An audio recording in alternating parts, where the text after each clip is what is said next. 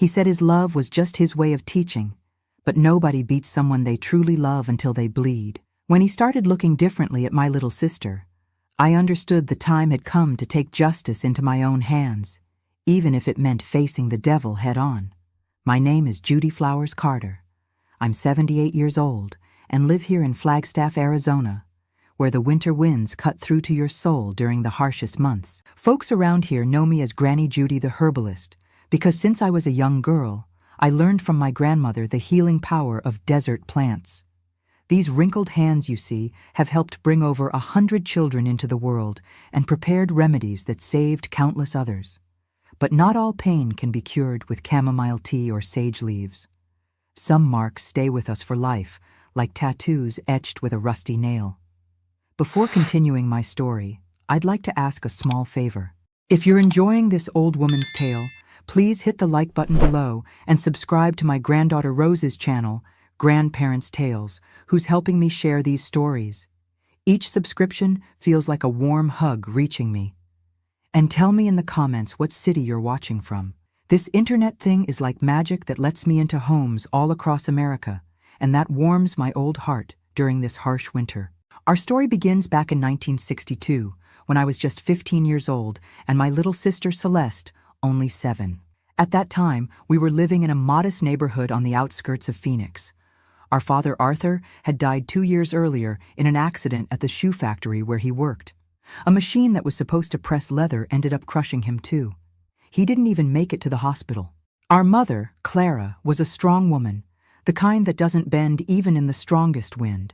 But she wasn't made of steel either. She worked as a housekeeper for a wealthy family downtown, leaving before sunrise and returning when the stars were already hanging in the sky. Life isn't easy for a widow with 2 daughters to raise. Our little house was small but tidy. 2 bedrooms, a living room that also served as a kitchen, and a bathroom out back. What we lacked in luxury, we made up for in cleanliness. Mom always said, "Poverty is no excuse for slovenliness. A clean house is self-respect." And from an early age, I learned to help. While Mom worked, I took care of Celeste, cleaned the house, washed clothes in the cement tub in the yard, and still managed my schoolwork. Celeste was a beautiful little girl, you know? She had green eyes that looked like 2 bright emeralds, straight, long hair that I braided every day before she went to school. She was a joyful child, the kind who sees beauty even in puddles after the rain. She sang all the time, made up stories about the clouds, and named the ants in our yard. Seeing her happiness gave me strength to face the difficult days. It was on a Friday afternoon, returning from the store with a little flour and beans, that I saw a man sitting in our living room having coffee with Mom. Even from a distance, I felt a tightness in my chest. There was something about him that bothered me, without knowing exactly what it was. Maybe it was the way he looked around, as if calculating the value of everything. Or maybe it was his smile, a smile that never reached his eyes. "Judy, this is Mr.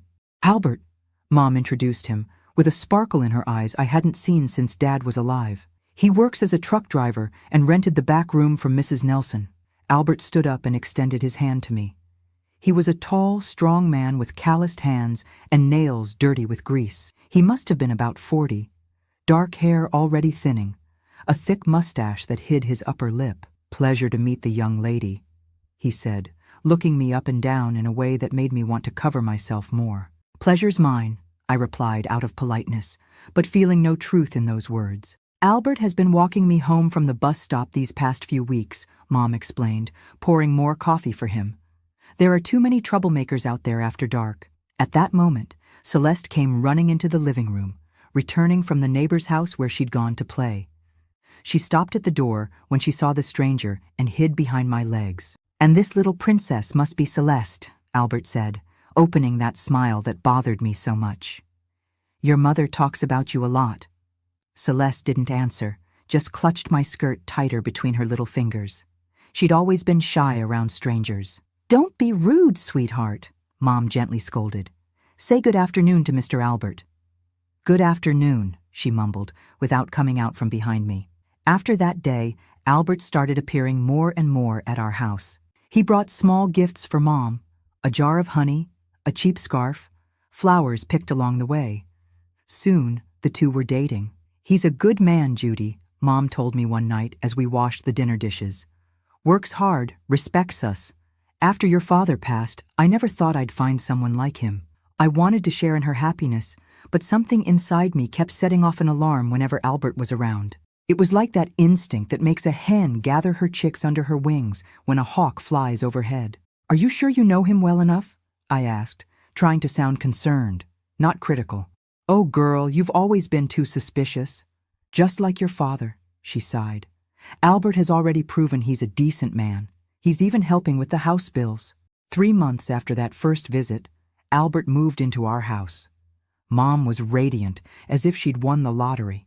I tried to convince myself I was wrong about him, that it was just the jealousy of a daughter who didn't want to share her mother with anyone. In the early days, everything seemed fine. Albert would leave early on his truck trips, sometimes staying away for days, transporting cargo to Denver or Salt Lake City. When he returned, he'd bring a little something, a colorful ribbon for Celeste, a chocolate bar for me. He helped with the household expenses, fixed the leaking roof, reinforced the yard fence. I even started to think that maybe my fears were foolish. But soon things began to change, like those dark clouds slowly gathering on the horizon before a storm. The first time I saw his true side was when he arrived from a trip late at night. He smelled of whiskey, his walk unsteady. Mom was already asleep, exhausted after a full day scrubbing floors at her employer's house. "Where's my dinner, girl?" he asked, throwing his backpack on the kitchen floor. "It's past 11, Mr. Albert," I answered, trying to be respectful. "We saved your food in the refrigerator. You just need to heat it up." He slammed his hand on the table, making the ashtray jump. "I didn't ask what time it is. I asked where's my dinner. A man who works all day deserves hot food on the table, not leftovers saved as if he were a dog." The noise woke Celeste, who appeared at the kitchen door rubbing her sleepy eyes. "What's wrong, Judy?" she asked, her voice scared. "Nothing, honey. Go back to bed and I'll come tuck you in," I said quickly, wanting to get her out of there. Albert looked at my sister in a way that froze my spine. It wasn't the look of a stepfather to a stepdaughter. It was something different, something that made my stomach turn. "The princess woke up," he said, suddenly softening his voice. "Come here. Come give your stepdad a hug. He brought a present for you." Celeste hesitated, looking at me as if asking permission. Before I could say anything, Mom appeared, also awakened by the shouting. "What's going on here?" she asked, tying her robe. "Nothing, Clara." Albert completely changed his tone, like turning a page. "I just missed my family. Sorry if I made noise." I saw in my mother's eyes that she believed him. I wanted to scream that it was a lie, that he had just yelled at me, that he had looked at Celeste in a way he shouldn't have. But the words got stuck in my throat. Mom seemed so happy with him, so much less tired since he had arrived. What I didn't know that night was that this was just the beginning. That this man my mother had brought into our home would turn into the worst nightmare a family could face. That his arrival would mark not only the end of our peace, but the beginning of a time of darkness that would demand more strength and courage than I thought I had. In the weeks that followed, Albert showed more and more of his true face, but only when he was alone with us. In front of Mom, he was always the attentive man, the dedicated partner. As soon as she turned her back to go to work, the mask would fall. It started with small humiliations. He complained about the food I made, said the house wasn't clean enough, that I wasn't taking proper care of Celeste. Then came the absurd orders. He wanted me to wake up at 5 in the morning to prepare his coffee, even when he didn't need to leave early. He demanded that his clothes be ironed in a specific way, that dinner be ready exactly when he wanted it. "In this house, I'm in charge now," he'd say, pounding his chest. "A man is the head of the household, and a woman needs to know her place." And with each passing day, I noticed how his gaze towards Celeste was changing, how he created excuses to be near her, to touch her, how he insisted on bathing her, saying it was a father's responsibility. Every time he approached her, I felt my blood boil, but I also felt fear. Fear of what he might do to me if I confronted him directly. And worse, fear of what he might do to Celeste if I wasn't around to protect her. It was on a Thursday, 3 months after he moved in, that the storm finally broke with full force. Mom had gone to work as usual.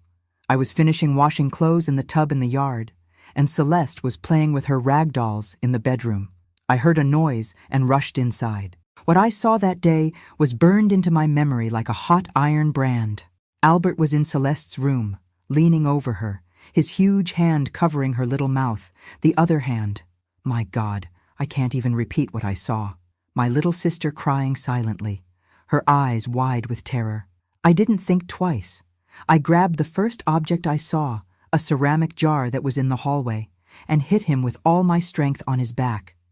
"Get away from her!" I shouted, with a voice that didn't even sound like mine.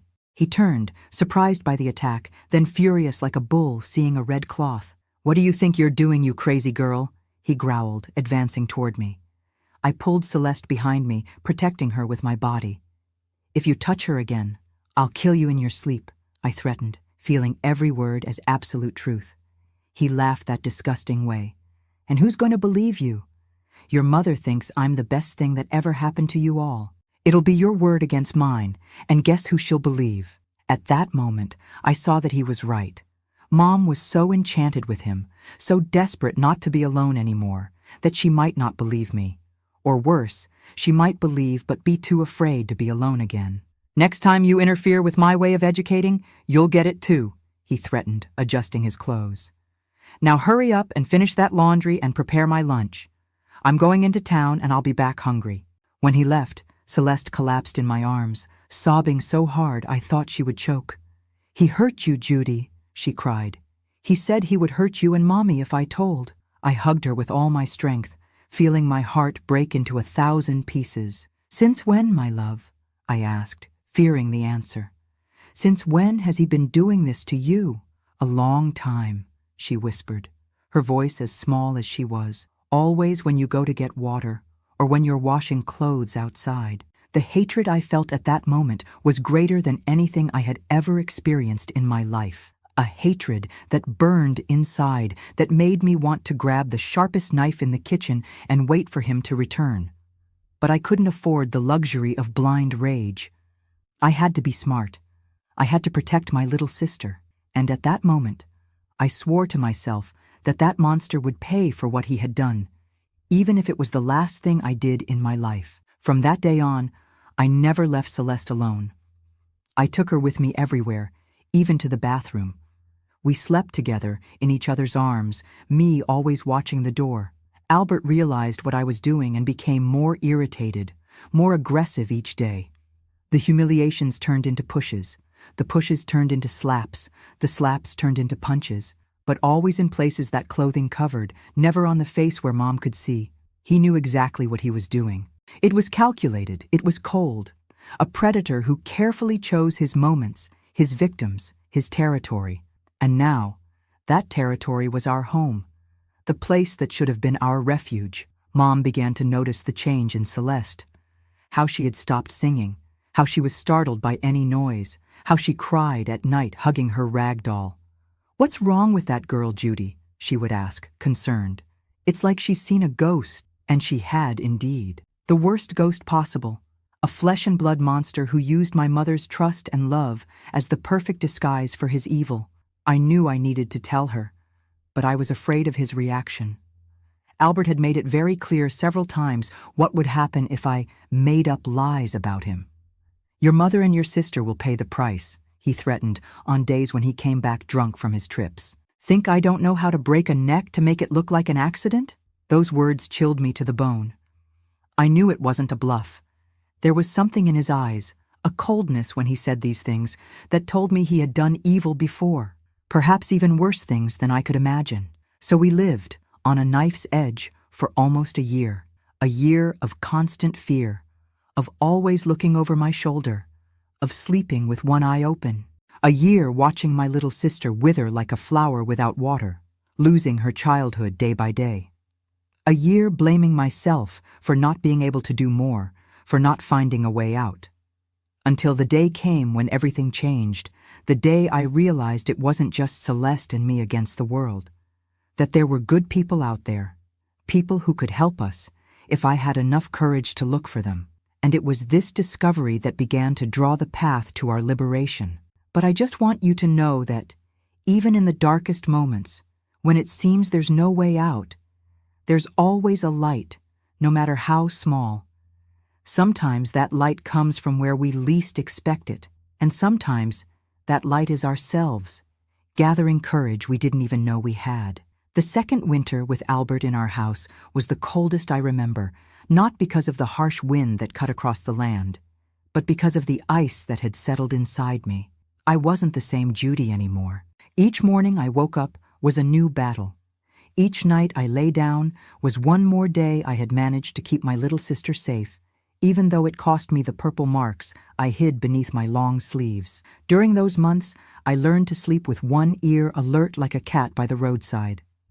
Any creak in the floorboards, any step in the direction of our room, and I was already sitting up in bed, ready to defend Celeste. Many nights he tried to enter, especially when he came back drunk from his trips. He'd find me awake, standing, holding the broom like a spear. "Just came to say goodnight to the little one," he would say with that whiskey breath you could smell from across the room. "She's already asleep," I would respond, not lowering my guard. "Good night to you too." He would look at me with anger, but also with a strange kind of respect, like someone who recognizes a worthy adversary. "One day you'll let your guard down, Judy. Then we'll see who's in charge here." In those moments, I would tremble inside, but kept a hard face. You can wait sitting down. Celeste wasn't the same either.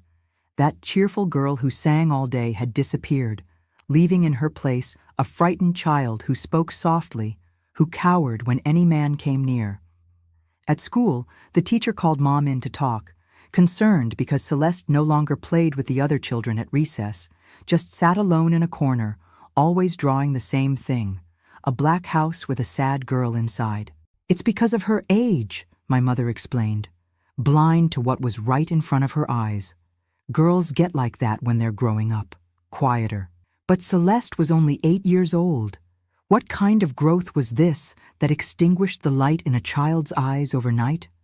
That stole her laughter, her playful ways? Each time Mom said these things, I felt a revolt that almost couldn't fit in my chest.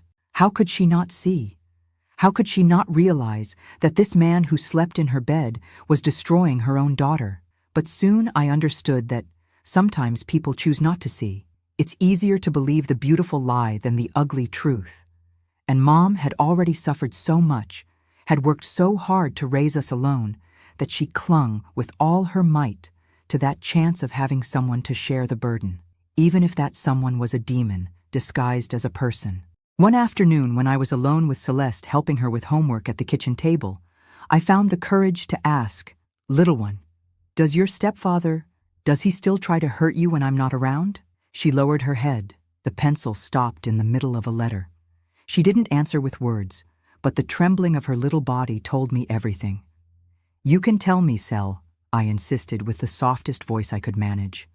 "I won't let him do anything to you." "He said it's our secret," she finally said, so quietly that I had to lean in to hear. "He said if I tell anyone, he'll send Mommy away like Daddy went away.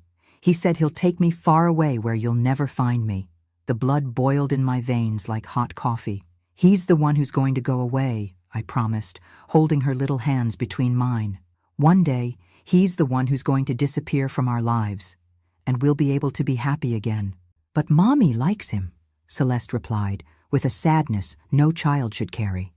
"She'll be sad if he goes away."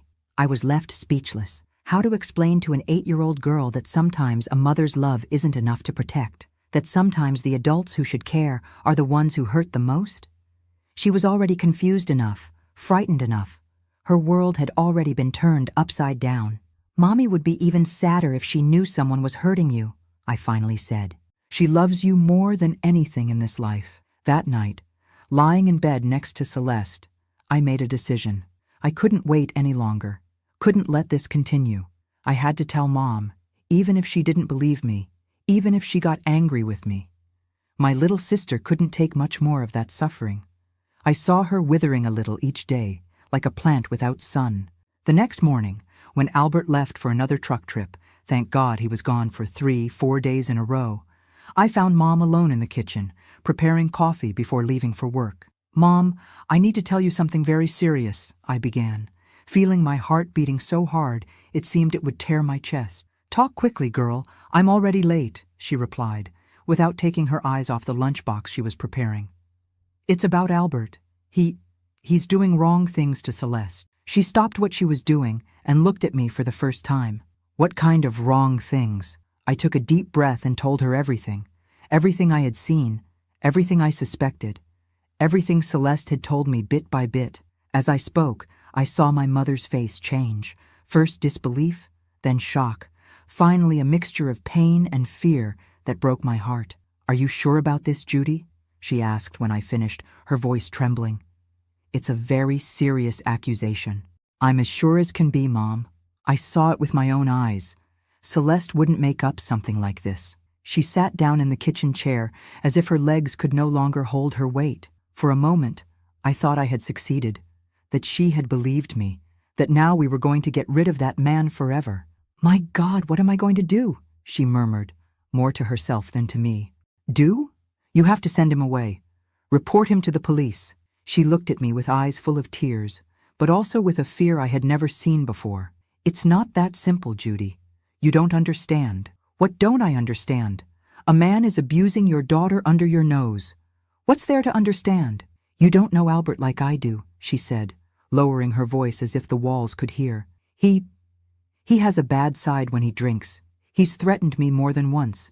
It was like being slapped in the face. So she knew he was violent, knew he was dangerous, and yet she let him continue in our house near us. You knew he was like this and did nothing? I thought it was just with me, she confessed, her face red with shame. That you were safe. He only gets angry when he drinks too much, and I'm afraid, Judy. He said if I tried to end it, he would take revenge. That he knows dangerous people out there on the roads. At that moment, I felt a mixture of anger and pity for my mother. Anger because she had closed her eyes to the danger, pity because she too was a victim, also trapped in that web that Albert had woven around us. And now? Are you going to let him continue doing this to Celeste? She lowered her head, hiding her face in her hands. I'll talk to him. Ask him to stop. Ask? I almost shouted, incredulous. He won't stop because you asked. People like that don't stop. Lower your voice, she whispered, looking scared at the door as if he might enter at any moment, even though he was miles away at that moment.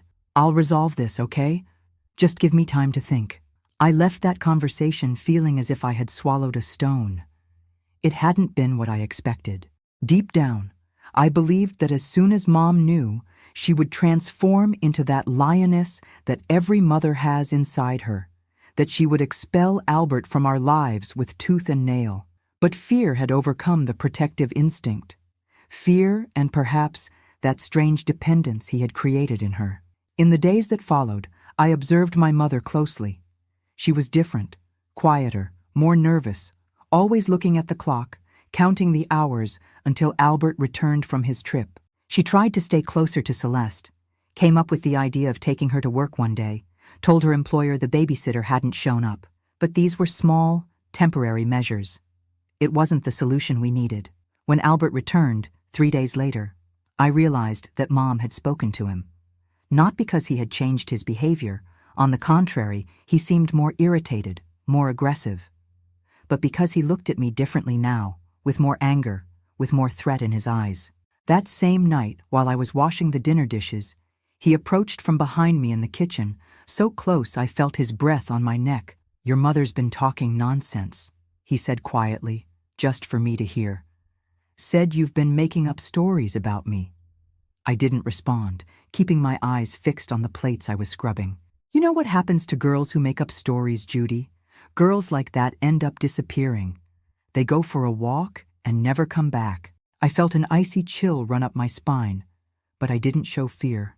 I turned to him, facing those small, wicked eyes. I'm just fulfilling my obligation as the older sister, I replied with a calmness I didn't feel.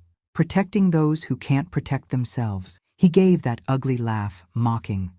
Your mother has already chosen her side, chose to believe me.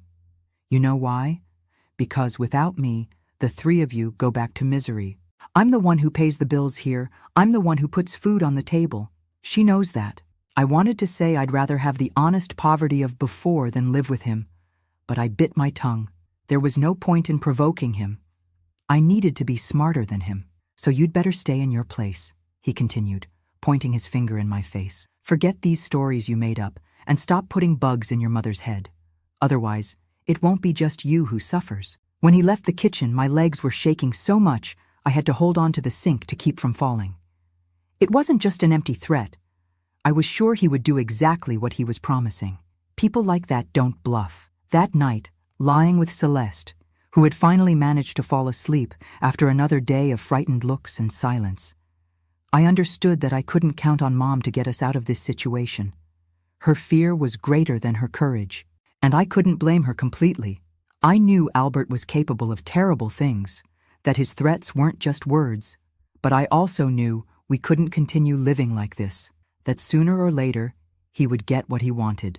He would catch Celeste at a moment when I wasn't around, would hurt her in a way that not all the love in the world could fix afterward. Or worse, he could do something to me, remove from his path the only obstacle between him and my little sister. It was that night, listening to Celeste's soft breathing beside me, that I decided, if Mom couldn't protect us, I would have to find a way myself. I would have to seek help outside the house, even if it meant exposing our shame, our fear, our situation to strangers. Because sometimes salvation comes from where we least expect it, and I was willing to knock on any door that might offer us a way out of that hell. The problem was that back then, these things were even more hidden than they are today. Nobody talked openly about abuse, about violence inside the home. It was as if a wall of silence protected the monsters, allowing them to continue their evil far from society's eyes. And we, the victims, carried alone the guilt and shame that, in fact, should have been theirs alone. But I was determined to break that silence, whatever the cost, because the price of continuing silent was too high. It was my sister's childhood, her safety, her future, and that was priceless. In the days that followed, I began to observe more attentively the people around me, looking for someone who could help us, someone who had enough authority to confront Albert, to protect us from his threats. Someone I could trust with our story that was so painful, so shameful. And it was thus, in this silent search for a lifeline, that I began to notice our neighbor from the house on the corner. Mr. James was a quiet, serious man who rarely conversed with the other residents of the neighborhood. He lived alone, always in a well-pressed uniform when he left for work. I only discovered later that he was a police officer. The first time I really talked to him was when I met him at the neighborhood store, buying groceries. I was in the checkout line, with Celeste holding my hand as always. He was in front of us, paying for a bag of coffee and bread. "Good morning, Mr. James," I greeted, gathering all the courage I had. "You're our neighbor, right? From the yellow house on the corner." He looked at me with those dark, serious eyes, nodding slightly. "That's right. And you're Mrs. Clara's daughter, if I'm not mistaken." "That's right. I'm Judy, and this is my sister, Celeste." He looked at Celeste with a different look than what I was used to seeing in men. There was no malice there, only kindness. "Pleased to officially meet you," he said, with a slight smile. "I always see you walking to school." When he turned to leave, I found the courage and said, "Mr. James, you work with the police, don't you?" He stopped, looking at me with more attention now. "I do." "Why?" "No reason," I replied quickly, feeling my face burn. "Just curious." He studied me for a moment, as if he could see through me, as if he sensed there was something more behind that seemingly innocent question. Then he nodded again. "If you need anything, just knock at my house. I'm always around when I'm not on duty." Those simple words lit a small flame of hope inside me. A police officer. Someone who could do something against Albert. Someone who had the duty to protect people like me and Celeste. Someone who, perhaps, would believe our story. But the courage I felt at that moment was soon suffocated by fear when we returned home and found Albert there earlier than we expected. He had returned surprisingly from his trip, cancelled at the last minute according to him. But the expression on his face when he saw us enter told me there was something more. "Where were you?" he asked, his voice controlled but his eyes sparking with anger. "At the store," I answered, showing the bag with the beans and sugar that Mom had asked us to buy. "Mrs. Clara asked us to go before she got home from work." He looked at Celeste, then at me, then at Celeste again. I saw you talking to that man from the corner. What were you talking about with him? My blood froze. Had he followed us? Was he spying on our steps? We just greeted him, I replied, trying to appear casual. He's our neighbor. I don't want you talking to strangers, he said, his voice rising a tone. Especially that one. He has the face of a meddler, of someone who thinks he's better than others. At that moment, I understood that Albert knew very well who Mr. James was. He knew he was a police officer and was afraid of him. And that gave me even more certainty that I was on the right track, that Mr. James could be our salvation. But it also showed me that I needed to be more careful, that Albert had his eye on us, watching every step, that the danger was even greater than I imagined. That night, when everyone was already asleep, I took out from under the mattress an old notebook where I had started to write down everything. Dates, times, what Albert did, what he said, the marks he left on me when I confronted him, the places where he touched Celeste when he thought no one was watching. It was my diary of evidence, my only weapon against him. One day, I whispered to myself as I wrote by the weak light of a candle, one day we'll be free again, and you'll pay for every tear you made my little sister shed. What I didn't know was that this day was closer than I imagined, that events were about to precipitate in a way that would change our lives forever, and that the courage I sought so much was already inside me, waiting only for the right moment to reveal itself in all its strength. The day when everything finally crumbled was on a Wednesday in March 1963. I remember it as if it were yesterday. The sky was heavy, the kind that announces a strong storm, the air so thick you could cut it with a knife. Mom had gotten a day off from work because her employer had traveled, so she was home, a rare thing to happen on a weekday. Albert was also home, between one trip and another. He was more nervous than usual, complaining about everything, drinking since early morning. He had received a letter saying he needed to appear at the police station because of an old fine, a small thing, but it made him furious. Now I understand that men like him are terrified of authority. They constantly break the law and fear being discovered. I was in the yard, hanging clothes on the line, when I heard the scream. A scream that froze my blood, that made my heart stop for a second. It was my mother's voice, a sound I had never heard come from her before. It wasn't anger, nor fear. It was pure horror. I dropped the laundry basket and ran into the house. What I saw in the living room was etched into my soul forever. Mom was standing at the bathroom door, hands covering her mouth, face white as candle wax. In front of her, Albert, with his pants halfway up, and my little sister huddled in the corner, crying without making a sound, her little clothes all disheveled. "What are you doing with my daughter?" Mom asked in a voice that didn't sound like her, thin, trembling. Albert adjusted his pants in a quick movement. "What nonsense is this, Clara? I was just helping the girl take a bath." "Celeste has known how to bathe herself since she was 5, Mom replied, taking a step forward. "She never needed help." I saw something pass over Albert's face, a flash of fear, perhaps, quickly replaced by that mask of anger we knew so well. "What are you calling me? What are you insinuating?" That's when I noticed that Celeste had run behind me, grabbing my legs, trembling like a leaf in the wind. That was the confirmation Mom needed, if she still had any doubt. "You monster!" she whispered, advancing another step. "Judy warned me. She told me. But I didn't want to believe it. How could I have been so blind?" What happened next was so fast, I barely had time to react. Albert charged at Mom like an enraged bull, grabbing her by the hair. "Who do you think you are to talk to me like that? Who do you think puts food on the table in this house? Who pays the bills? Let me go!" she screamed, trying to break free. "We'll see if you'll keep that sharp tongue after I'm done with you," he growled, dragging her toward the bedroom. I pulled Celeste into our room and locked the door. "Stay here," I ordered, my heart pounding in my chest. "Don't come out for anything." "But Mom," she whimpered, grabbing my arm. "I'm going to help her.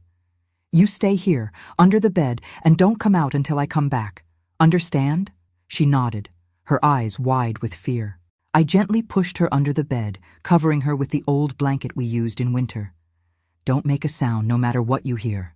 I left the room, locking the door from the outside and keeping the key in my dress pocket. I ran to the kitchen and grabbed the first thing I saw, a heavy cast-iron skillet that had belonged to my grandmother.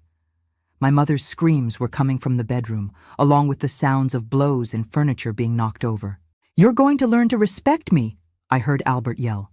"You and those daughters of yours." At that moment, something happened inside me. The fear I always felt when he was around completely disappeared, replaced by an anger so great, so powerful, that it seemed to give me superhuman strength. I was no longer fearful Judy, the 16-year-old girl trying to protect her sister. I was a force of nature, ready to do whatever necessary. I entered the bedroom like a whirlwind. Albert was on top of my mother on the bed, his fist raised for another blow. She already had a bleeding nose, one eye beginning to swell. I didn't hesitate for even a second. I raised the skillet and hit him with all my strength on his back. He roared in pain and turned around, his eyes injected with fury. "You little witch, I'll end you." Before he could advance on me, Mom rose staggering and grabbed the lamp from the bedside table, hitting him on the head. The glass broke, making a cut that immediately began to bleed. "Run!" she shouted to me. "Take Celeste and run!" But I couldn't move. I was paralyzed, watching Albert get up, touching his injured head, looking at the blood on his fingers. The expression on his face was pure hatred. He was no longer the man who controlled himself, who calculated his evil. He was a wounded animal, too dangerous. "You'll pay for this," he growled, picking up the belt that was thrown on the chair. "I'm going to teach you a lesson you'll never forget." That's when the front door burst open with a crash. My heart almost jumped out of my mouth when I saw who was there. Mr. James, our neighbor, the police officer. He was in full uniform, his hand on his gun holster. "What's going on here?" he asked, with a commanding voice, looking from my bloody mother to Albert with the belt in his hand, and then to me, still holding the skillet like a weapon. "None of your business," Albert replied, trying to regain his composure. "Family problem. You can go away." "I heard screams," Mr. James continued, entering the house more, his hand still near his gun.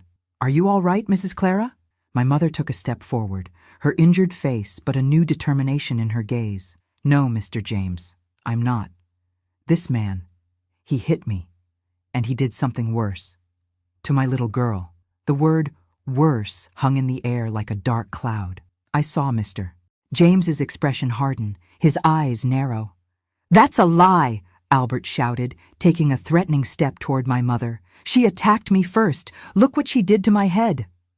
That's when I found my voice again. "It's not a lie, Mr. James," I said, my voice firmer than I expected. "He's been doing this for months, hitting us and touching my sister in wrong ways. I have everything written down. Dates, times, what he did. It's all in my notebook." Albert looked at me with so much hatred I thought he might jump at my throat right there. "You lying little devil!" "Stay where you are," ordered Mr. James, now with his hand firmly on his gun. He turned to me. "Where is your sister now?" "Locked in the bedroom. She's safe." "Good," he said, turning back to Albert. "Sir, you'll have to come with me to the station. We have some questions to ask."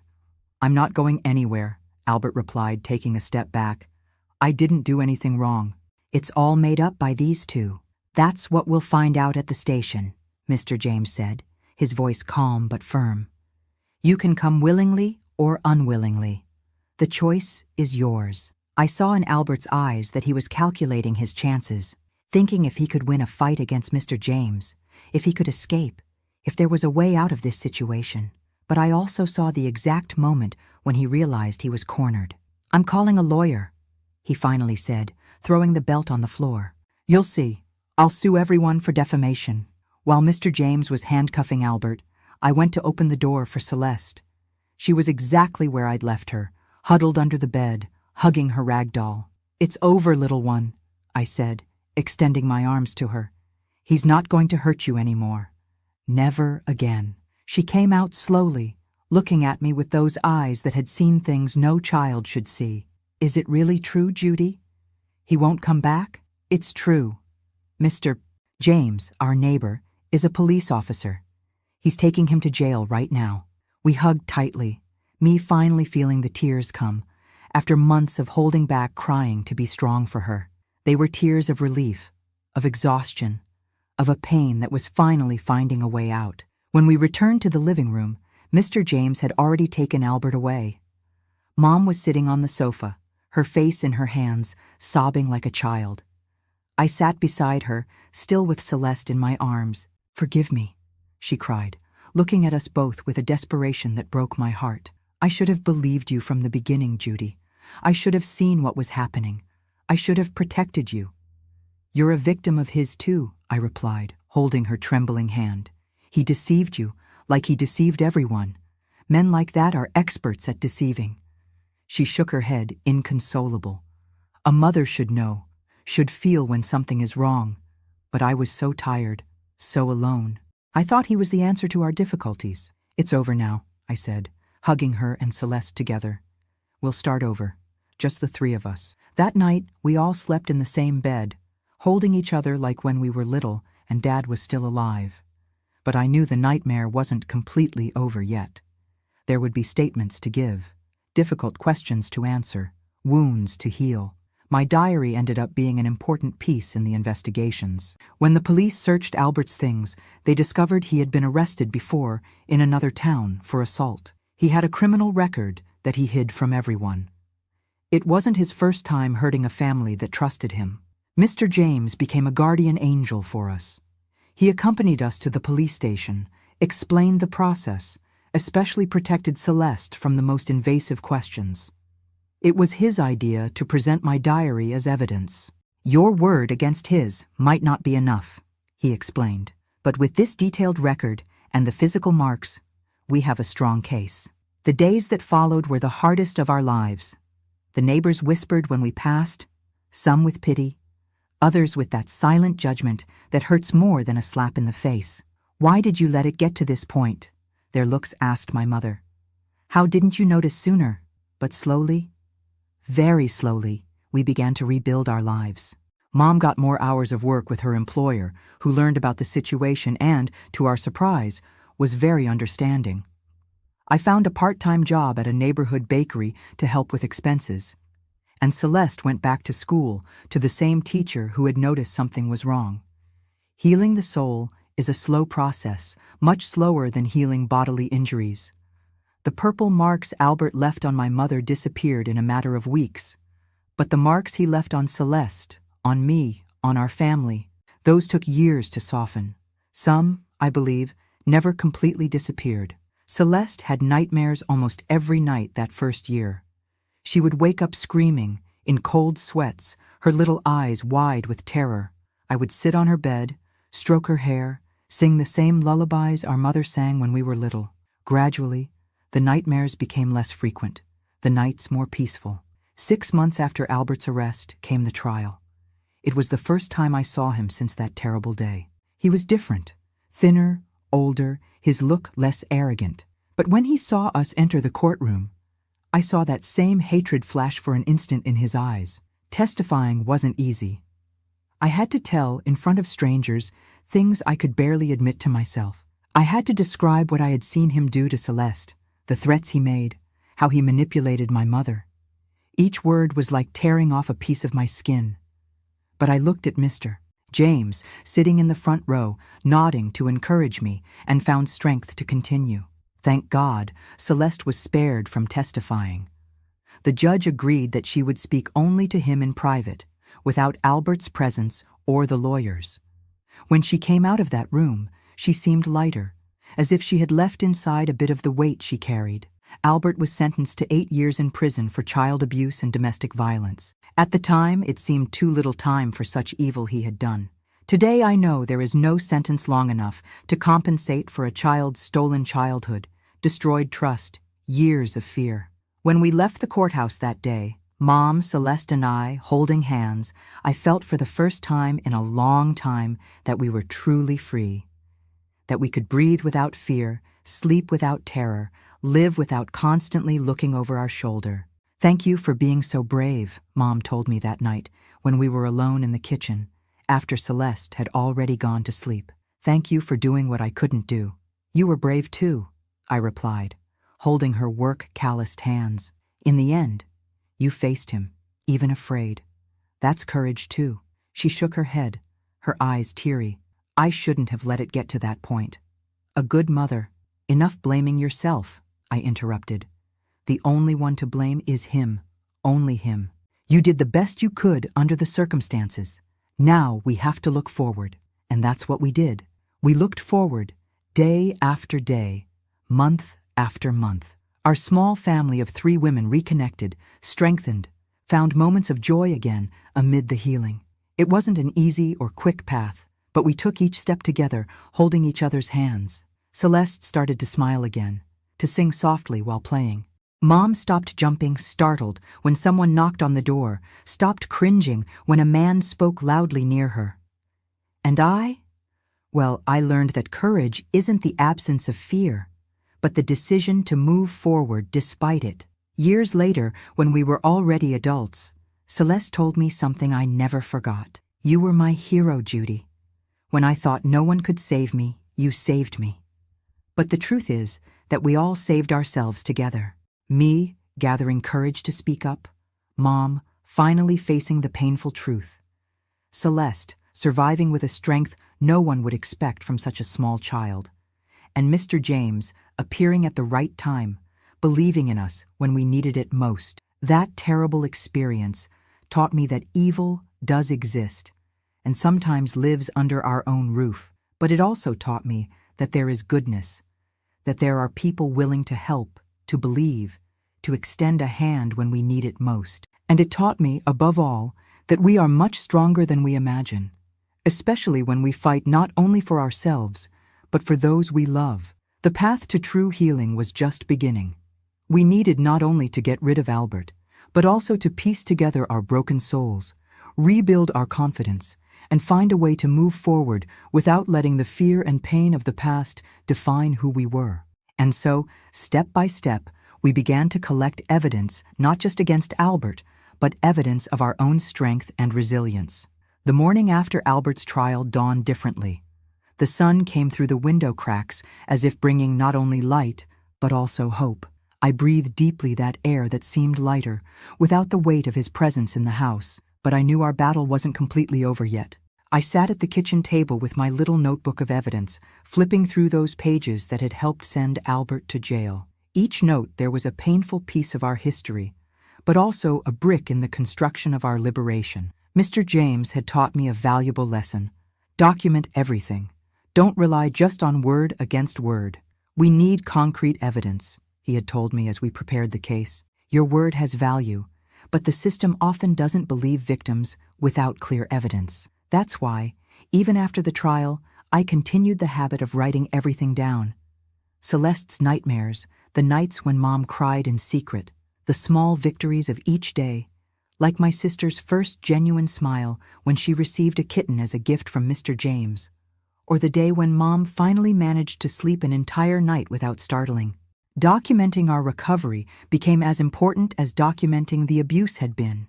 It was my way of ensuring we were truly moving forward, that Albert's shadow diminished a little each day. Soon after the trial, Mr. James introduced us to Mrs. Olivia, a lady in her 60s who volunteered at a support center for women victims of violence. It was a simple place, operating in the back of a church, but the work they did there was more precious than gold. You need help to heal from what happened, Mrs. Olivia explained with that gentle voice that felt like a hug. There's no shame in asking for help. The shame is all his, the abuser's, never yours. At first, Mom resisted.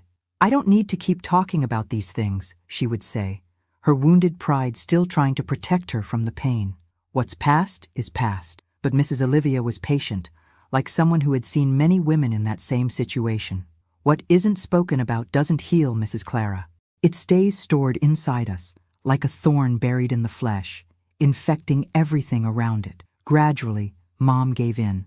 She started attending the meetings on Wednesday nights, while I stayed home with Celeste. She always returned with red eyes from crying, but also with a different sparkle in them, as if each tear carried away a little bit of the poison Albert had left. For Celeste, Mrs. Olivia recommended a psychologist who treated children victims of abuse. Dr. Martha was a young woman, with round glasses and a gentle smile, who had a special way of getting my baby sister to open up. "I don't have to talk, right, Judy?" Celeste asked me, frightened before her first appointment. "I don't want to remember those things." "You don't have to say anything you don't want to, little one," I replied, fixing the ribbon in her hair. "Dr. Martha just wants to help you not have so many nightmares. It'll be like playing." And in fact, at first it was more like playing than a consultation. Dr. Martha used dolls, drawings, stories to help Celeste express what she couldn't with words. Gradually, I saw my sister begin to release that heavy burden she carried on her small shoulders. In one of the sessions, when I went to pick her up, Dr. Martha called me to talk privately. "Judy, you should also do therapy," she suggested kindly.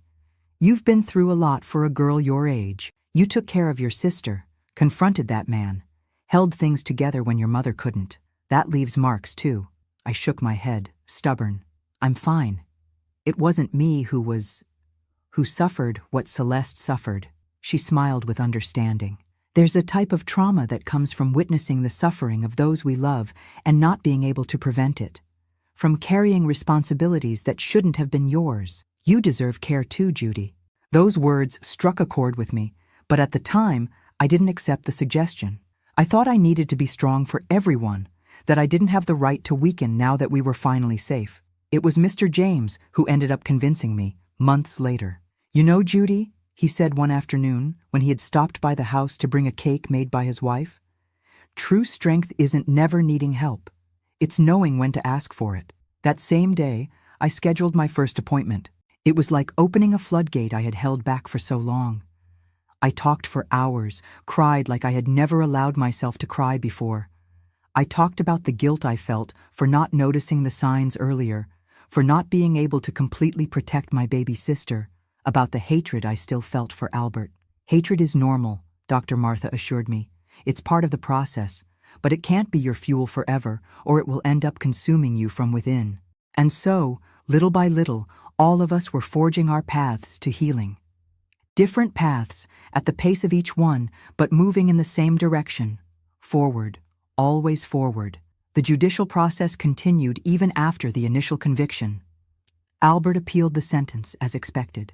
We had to revisit that nightmare a few more times, reaffirm our testimonies, face the dirty tactics of his lawyer who tried to discredit us. "It's common in cases like this," explained Mr. James. "They try to attack the credibility of the victims, insinuate they made everything up out of revenge or to gain some advantage." It was at the second appeal hearing that we discovered something that changed everything.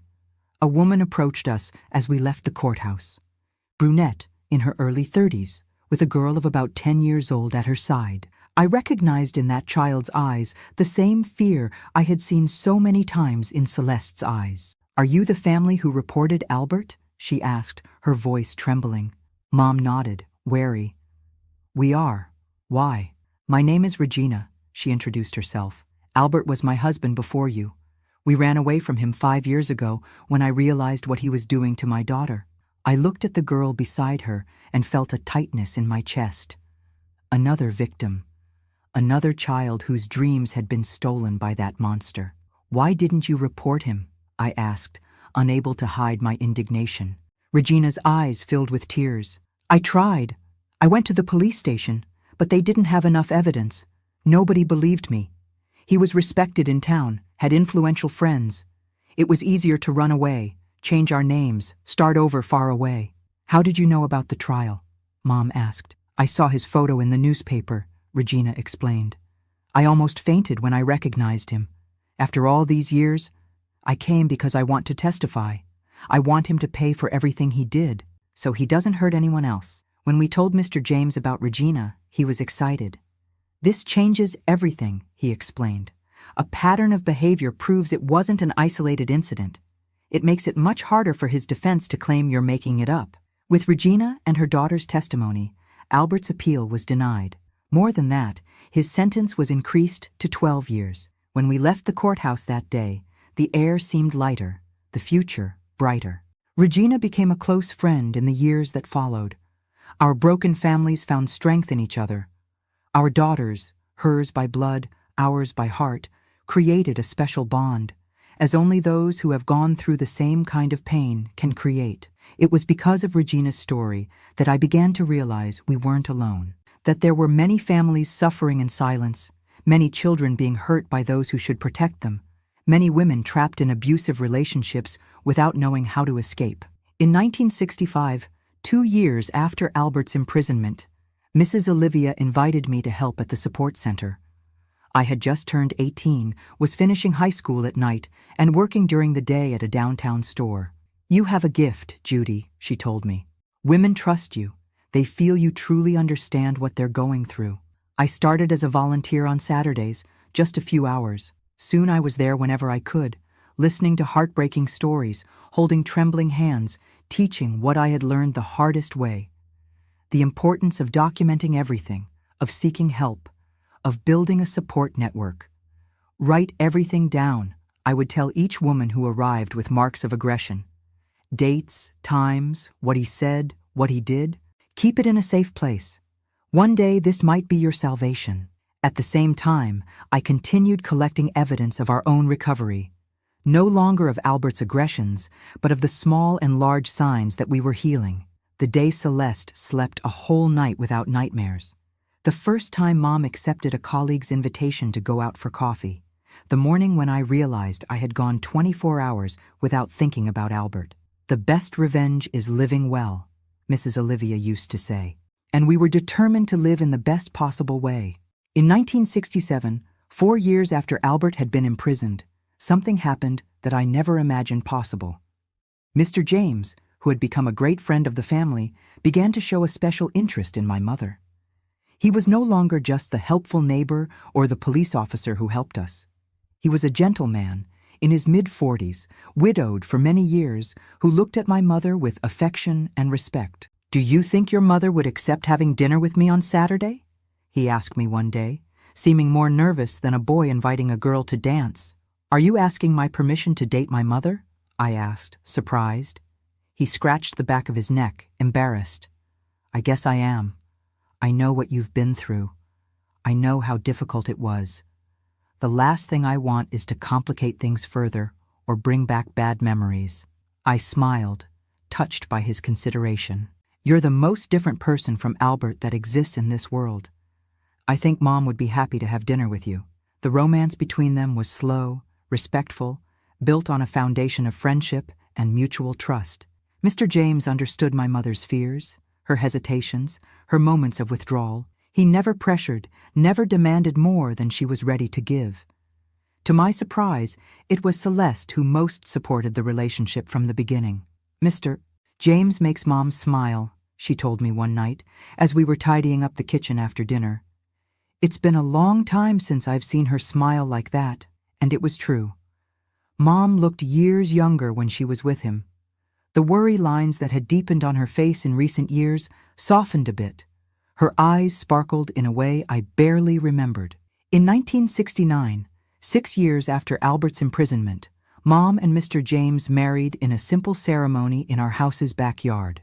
I, at 22, and Celeste, at 14, were the bridesmaids. Mrs. Olivia, Dr. Martha, Regina, and her daughter were there, along with other friends we had made in this new phase of life. I never thought I would be able to trust a man again. Mom confided in me on the eve of the wedding as we tried on the simple but beautiful dress she would wear. I thought that part of my life was over forever.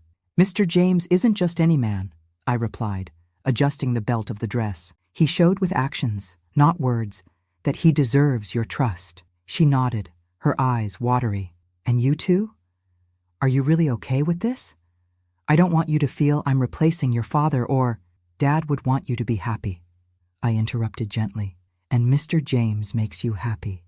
That's all that matters to us." On the wedding day, when I saw my mother walking down the improvised aisle between the chairs in the backyard with that radiant smile that illuminated everything around, I knew we had finally reached the other side of that dark valley. Not that the scars had disappeared. They were still there, forever a part of who we were, but they no longer defined us, no longer limited our ability to feel joy, to trust, to love. Mr. James became not only a good husband to my mother, but a loving stepfather to Celeste and a mentor to me. It was he who encouraged me to continue my studies, to take the normal course, and become a teacher. It was he who showed, with his daily example, that there are good men in this world, men who care instead of hurt, who protect instead of threaten. That same year, 1969, I received news that shook our newly stabilized world. Albert was requesting parole for good behavior. He had served only 6 of his 12-year sentence and was already trying to get out. The fear returned like a punch to the stomach. I immediately thought of Celeste, now a teenager beginning to blossom, finally leaving behind the ghosts of childhood. I thought of my mother, newly married, building a new life with Mr. James. I thought of myself, almost a trained teacher, with plans and dreams for the future. He won't succeed, Mr. James assured us when we told him the news. I'll mobilize all the contacts I have. This type of criminal rarely truly recovers. Once again, we return to collecting evidence, now no longer of past abuses, but of the lasting impact they had had on our lives.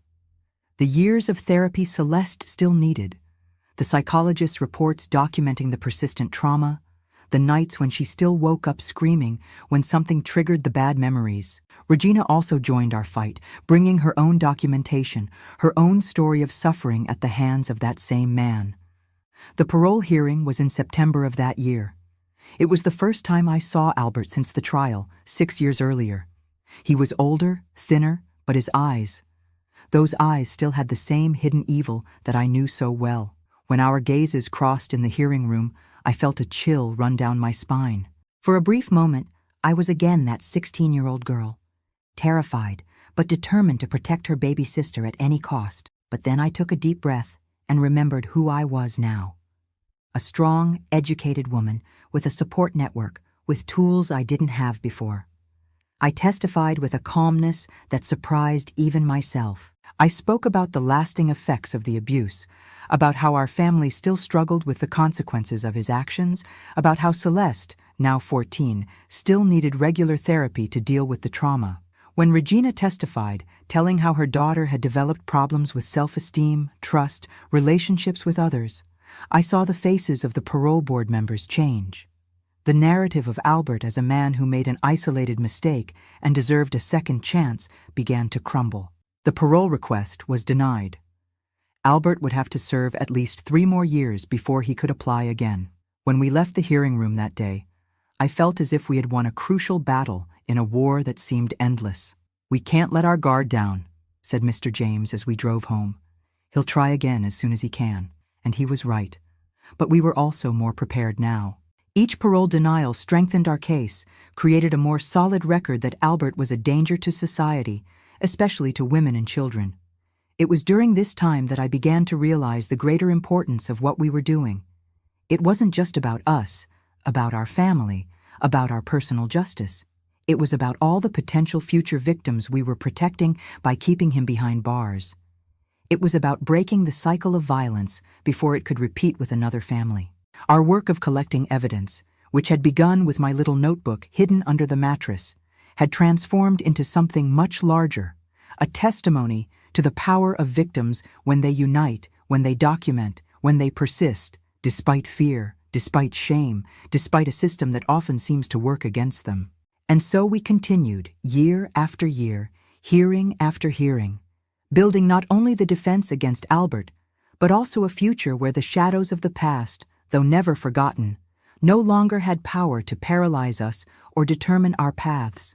Because in the end, the most important evidence we collected wasn't in the documents, the testimonies, or the medical reports. It was in the life we managed to rebuild despite everything, in the strength we found in the shadows, in the light we managed to kindle, even in the darkest moments of our journey.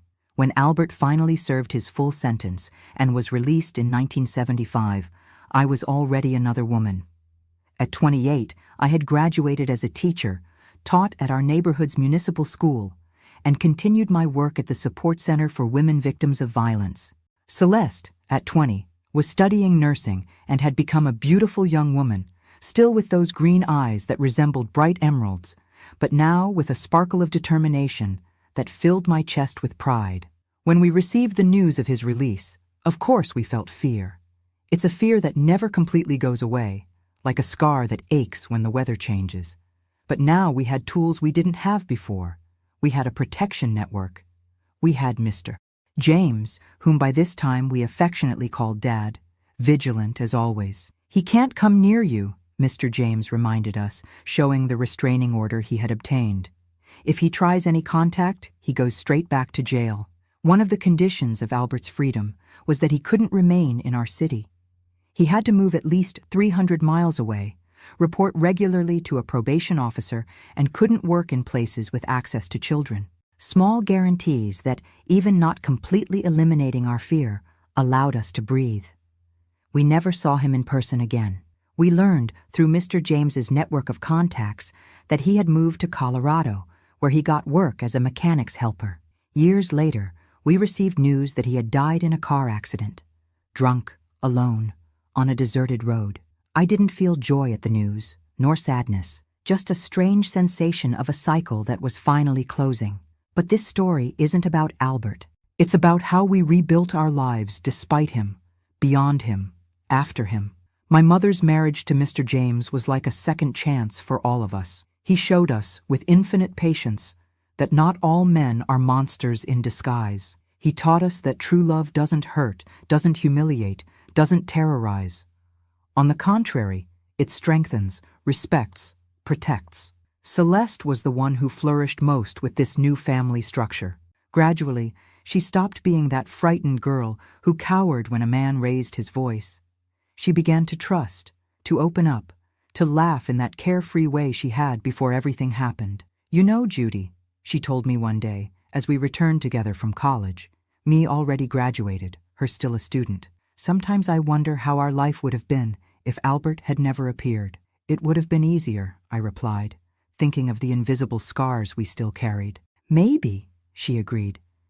"But we also wouldn't have met Mr. James or Mrs. Olivia or Dr. Martha. We wouldn't be helping other women. It's strange to think that something so terrible can lead to good things too." Her wisdom, still so young, surprised me. And she was right. From the darkness we lived through, purposes, vocations, friendships had been born that might never have formed under other circumstances. I continued to work at the support center, now no longer as an occasional volunteer, but as a coordinator. Alongside my teaching career, I built a welcoming and guidance work that became a reference in the region. I taught women not only how to leave abusive relationships, but also how to rebuild their lives afterward, as we had done. "You have a special gift, Judy," Mrs. Olivia always told me. "When you speak, they really listen, because they know you've been where they are now." Celeste, in turn, specialized in pediatric nursing, working specifically with children victims of abuse. Her own painful experience transformed into a unique sensitivity to detect signs that other professionals often didn't notice. "There are things a child doesn't say with words," she would explain to younger colleagues. "They say it with silence, with their look, with the way they cower when someone raises a hand." Mom and Mr. James grew old together, building a marriage based on mutual respect and companionship. When he retired from the police, they set up a small ranch on the outskirts of the city, where they raised chickens, grew an abundant vegetable garden, and joyfully received the many borrowed grandchildren, the children of the families we helped at the center. In 1980, I met Anthony, a history teacher who was transferred to our school. A gentle, patient man who understood my fears and hesitations without my needing to explain much. Our romance was slow, respectful, built on a solid foundation of friendship and mutual trust. "You deserve to be happy, Judy," Mom told me when I brought Anthony to meet her. "Don't let that man's ghost steal anything more from you."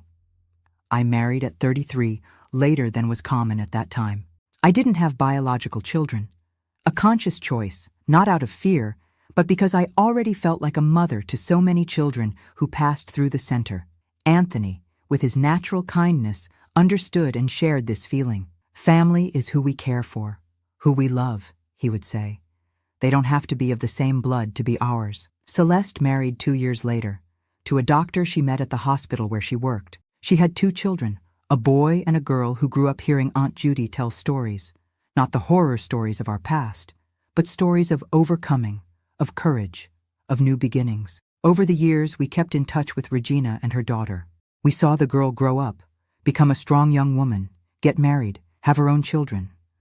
A shared victory over the evil that once tried to destroy us. In 1995, when I was nearing retirement as a teacher, I helped found a shelter for women and children in situations of domestic violence. A safe place where they could stay while rebuilding their lives away from their abusers. We called it Clara's House, in honor of my mother, who had passed away that same year, peacefully at 75, holding Mr. James's hand until her last breath. The opening of the house was a bittersweet celebration, sad for Mom's absence, but also a tribute to everything she represented. The ability to start over, to find strength even in the most desperate situations, to transform pain into purpose. Today at 78, I look back and see that our story, as painful as it was, served a greater purpose. That little notebook where I began to write down Albert's cruelties transformed into hundreds of testimonies, reports, records that helped save other families, other children, other women. We are not just survivors. We are bearers of precious knowledge, of wisdom acquired in life's trenches. And sharing this wisdom, this path to liberation, became the meaning of my existence. If you're watching me now, perhaps you're living your own nightmare. Perhaps you have an Albert in your life, using another name, another face, but causing the same kind of terror, humiliation, pain. I want you to know there is a way out. There is help, there is life, a good, full, dignified life beyond this dark moment. Document everything. Seek help. Don't be ashamed. The shame belongs to the one who abuses, never to the one who suffers the abuse. Trust that there are good people in this world willing to extend a hand, as Mr. James extended his to us when we needed it most. If this account touched your heart in any way, please leave your like and subscribe to my granddaughter Rose's channel, Grandparents' Tales, who is helping me share these stories. Each subscription is like a hug that reaches me and gives me strength to continue. The time I have left in this life I want to use to show that scars, no matter how deep, can transform into marks of honor, witnesses to our incredible capacity to survive, to start over, to flourish even in the most arid soils. As we say here in Arizona, after the harshest frost comes the most beautiful green on the field. And so is life. After the deepest pain, if we have the courage to keep walking, can come the most genuine joy, the truest peace, the freedom that no one will ever be able to take from us.